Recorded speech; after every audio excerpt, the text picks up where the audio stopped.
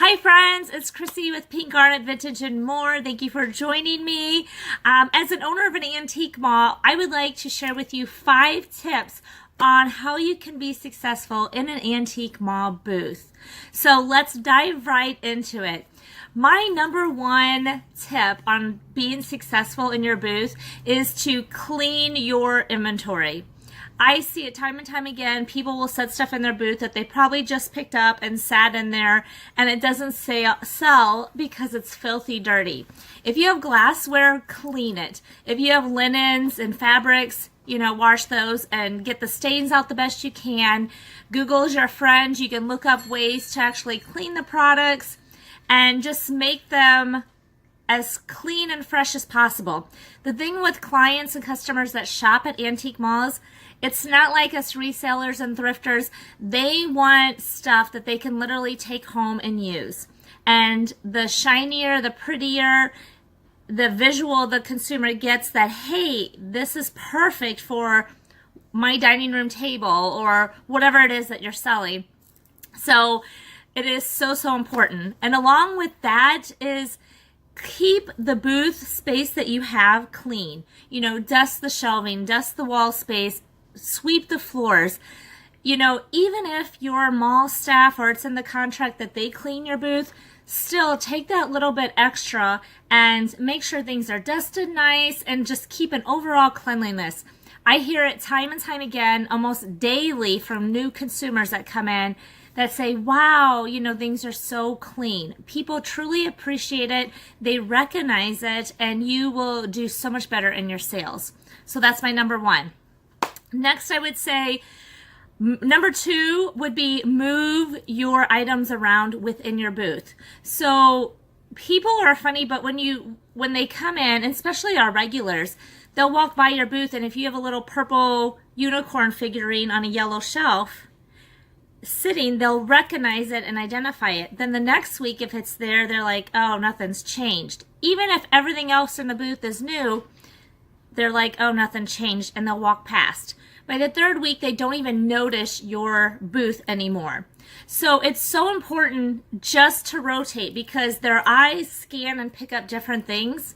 So it is so important if you just have stuff on one shelf to flip it to the other side, put stuff higher or lower, from corner to floor, whatever it is, just rotate your items around within the booth and you will see an increase in your sales also. I would say my number 3 would be to price drop. You don't want to use your storage or your booth space as a storage unit.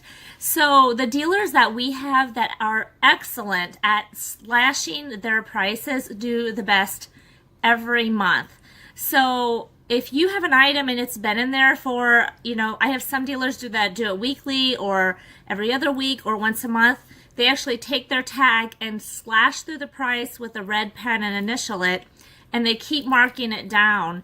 And it's amazing, just even, $1, a 10%, whatever, it does increase their sales. So price dropping is so important to rotate and get your inventory turned over faster.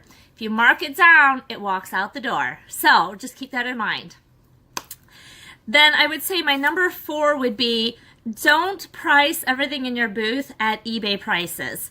So I have had dealers that they'll price everything in their booth at either eBay listed prices or eBay sold. It doesn't matter. The thing you got to take into consideration is your antique mall is in an area and you need to know that area's market. So if you want to turn your product in an antique mall, if you don't know that area and you're pricing things way too high, it's going to sit. And then it becomes stagnant and people look and they're like, oh, their prices are high, they don't go on sale, and then they quit looking in your booth. So it's so important to make sure that you price them accordingly to your market. Now, that doesn't mean that you can't have a few products priced at eBay listed or sold pricing. That's acceptable. But when you do your whole booth based on that, it's definitely not a good thing. Trust me, we've had dealers not even be able to make their rent that have tried that.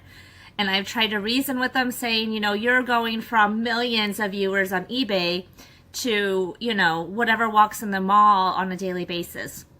So keep that in mind.